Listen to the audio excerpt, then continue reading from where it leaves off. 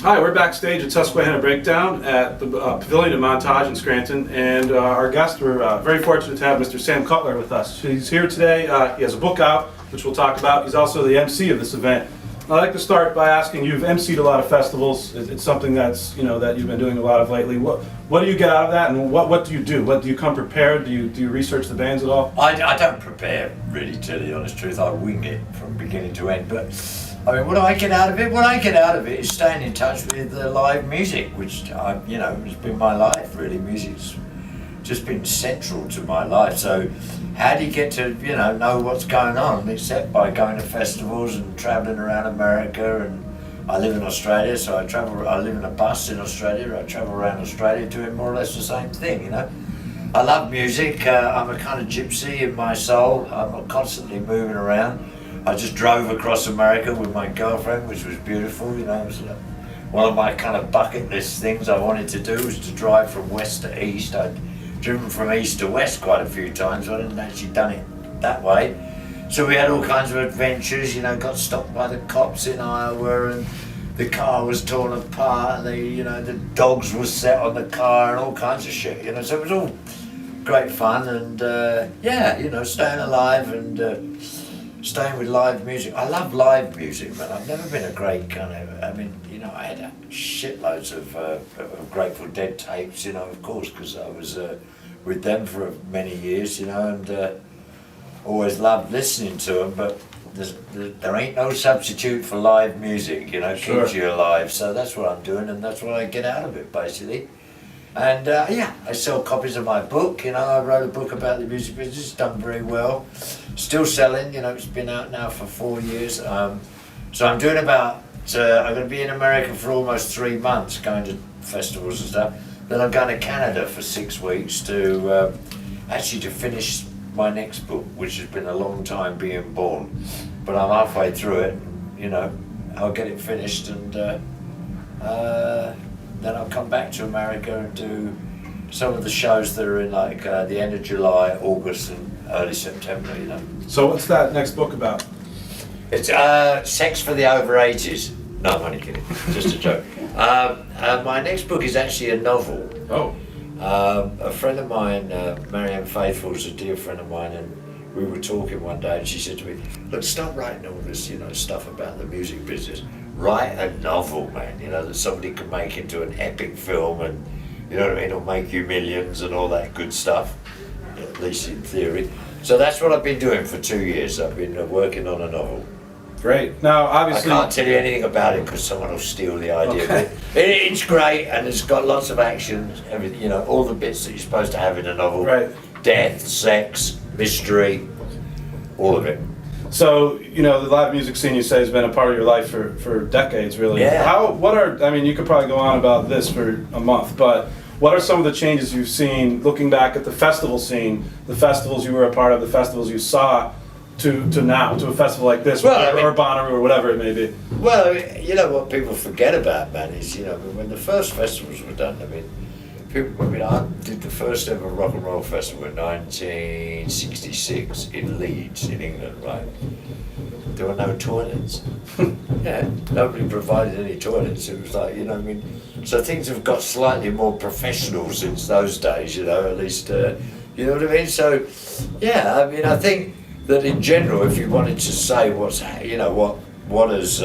has changed since the early days, is the level of professionalism. Has definitely improved, you know what I mean?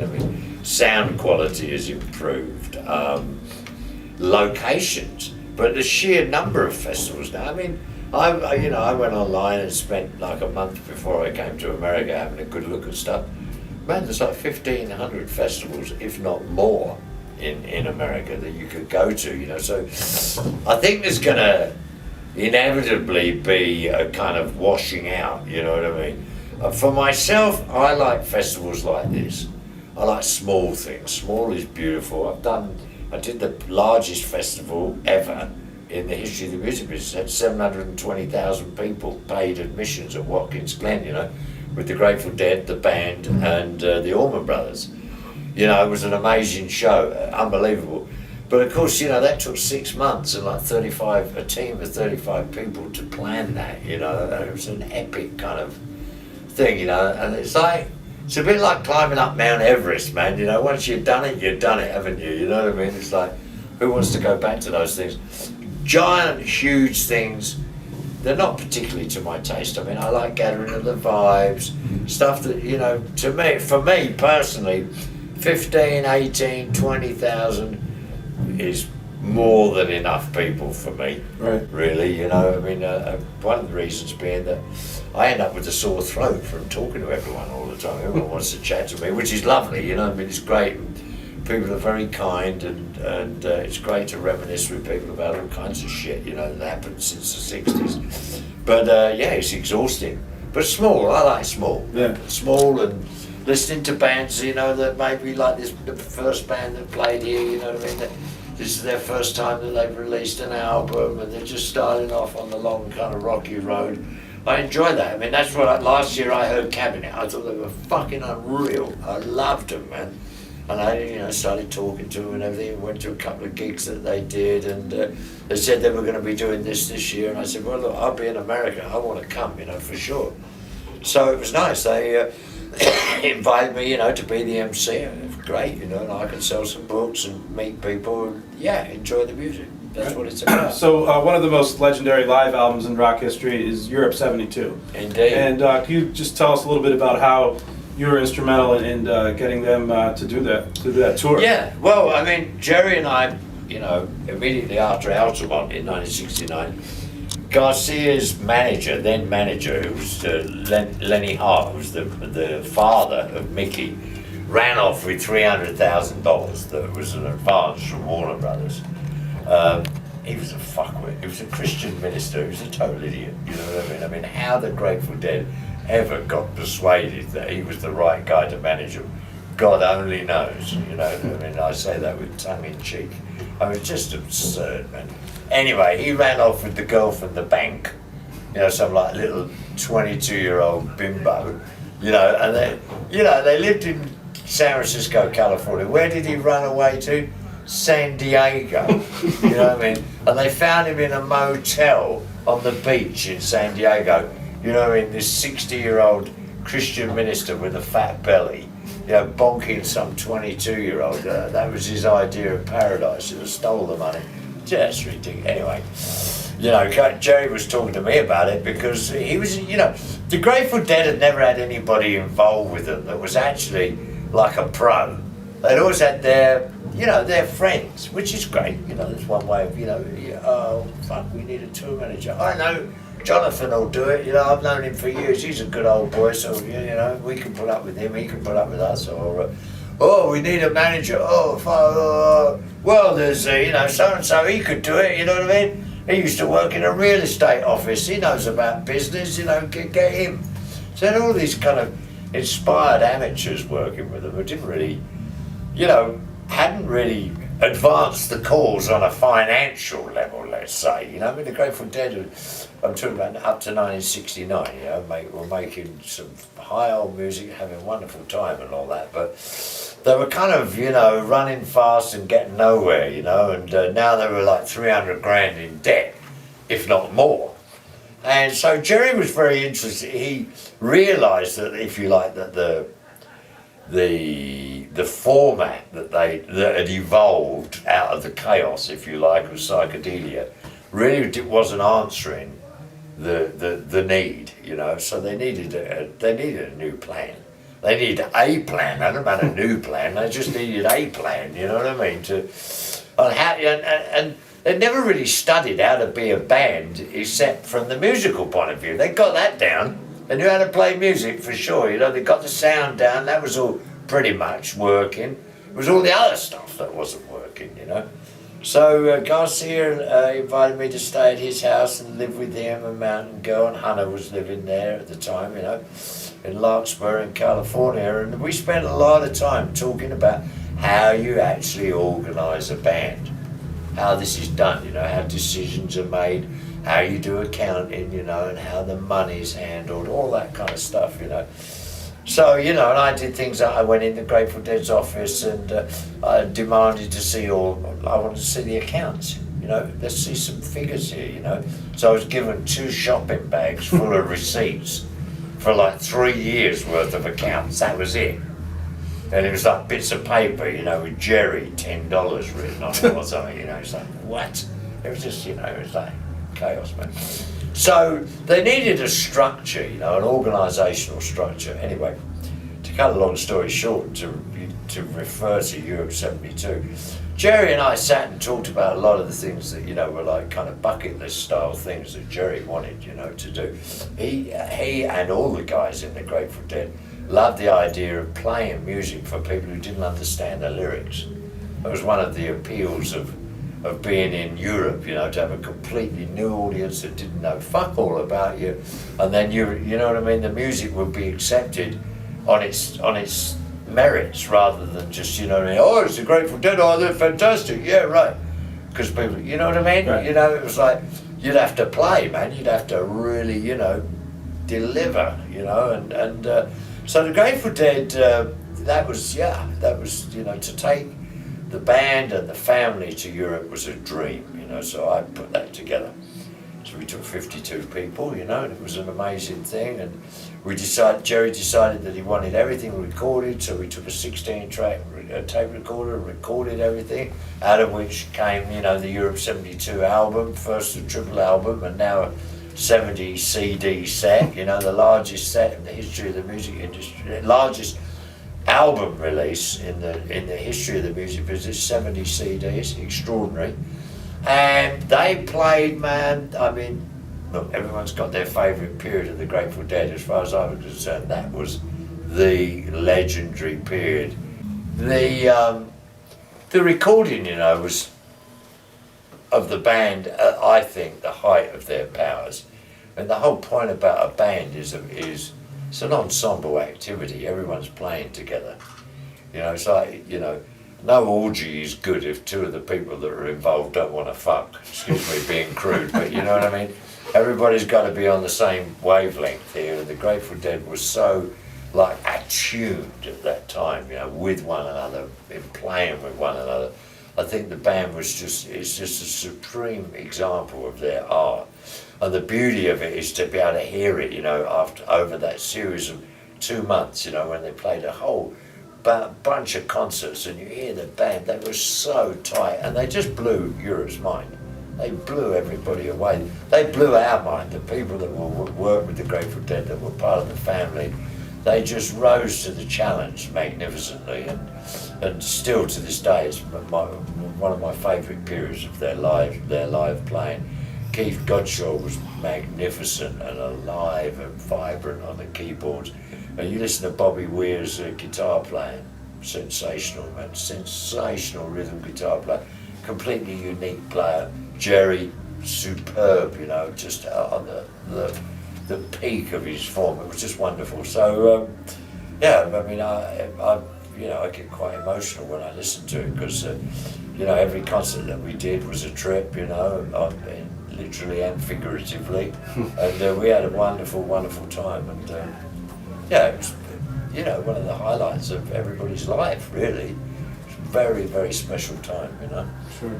And everybody, I mean, still, you know, that was there remembers it, of course, you know, with a deep affection, which is great, you know. And then we came back from that, and of course then we did Watkins Glen, you know, and a very interesting period in the history of the music business, because the Grateful Dead, the band, and the Allman Brothers, all 3 of them in the late 60s, early 70s, were working on redefining what it meant to be an American musician, you know, what it meant to be in an American band. What was American music? Where was it going? She had these fantastic albums, you know, from the band and from the Grateful Dead, did Working Man's Dead, Allman Brothers did Eden Peach, you know.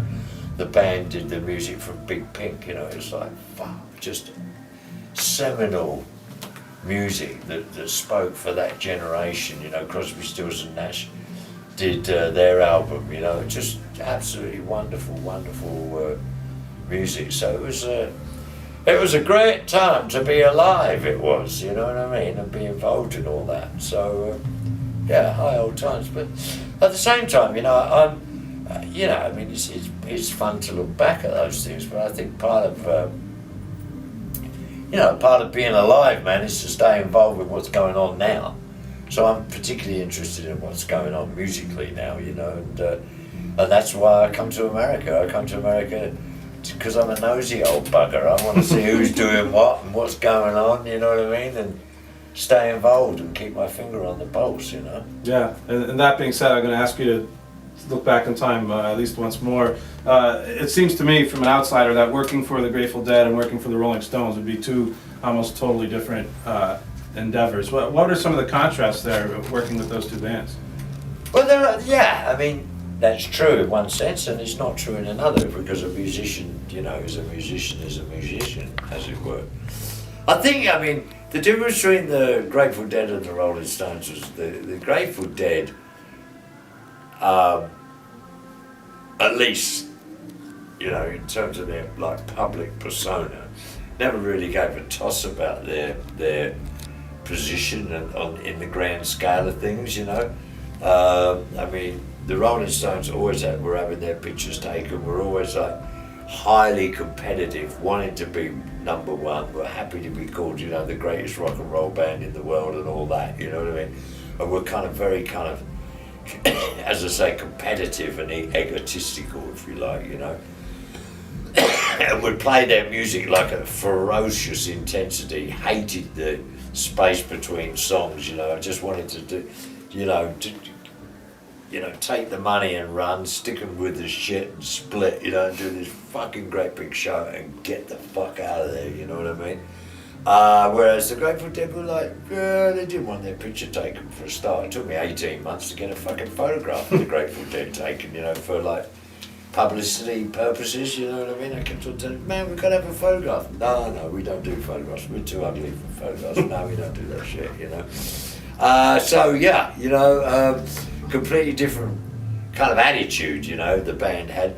But the band, you know, the Grateful Dead kind of slipped into success and notoriety by default rather than by planning, you know what I mean? It's like, they became a huge band, you know, but on the strength of their music, not on the strength of, I don't know, their glamour or their looks or what, you know, all that stuff. But nonetheless, you know, the Grateful Dead and the Rolling Stones, as bands, or the band, or the Allman Brothers, all these kind of people, they all, you know, there are all central problems of existence that are, you know, the same for everybody.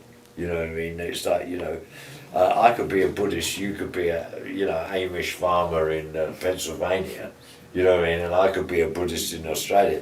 But we have things in common. We need to eat, you know, we need to be loved, we need to love, you know, there are things that are common to us both as human beings. So there are things that are common to people as musicians, you know. And I mean, one thing I always tell people, if you want to know the difference between the Rolling Stones and the Grateful Dead, one time the Grateful Dead said to me, oh, you've got to come down to rehearsal hall. When I first started working with them, okay, went to the rehearsal hall. They spent all afternoon playing Rolling Stones numbers to me. I mean, the Rolling Stones would never play a Grateful Dead number. Right. I doubt they would be capable of doing it, you know what I mean? But the Grateful Dead loved the Rolling Stones, you know, for their music. They, you know, all the rest of it, they just used to quietly laugh about, you know, it's like all a load of nonsense. But the Grateful Dead loved the music of the Rolling Stones, that's for sure. Yeah. I guess, Sam, we could wrap up by asking, Yeah. you know, what can we expect from you in the near future? You mentioned the new book. Anything else on the horizon for you?